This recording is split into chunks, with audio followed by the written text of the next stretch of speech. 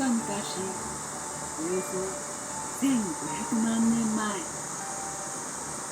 秩父盆地には豊かな海が広がっていた。海底に堆積した多質泥岩が見られる上の滝の岸壁。かつて海であった頃の記憶が刻まれたそのままの姿。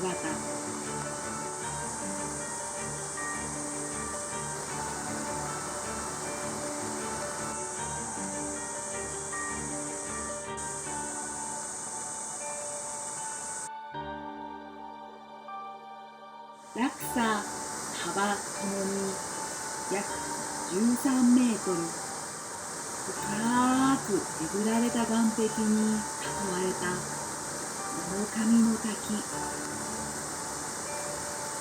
下流には約40メートルの美しい峡谷が続く。日本の地質学発祥の地、秩父に見る古の滝。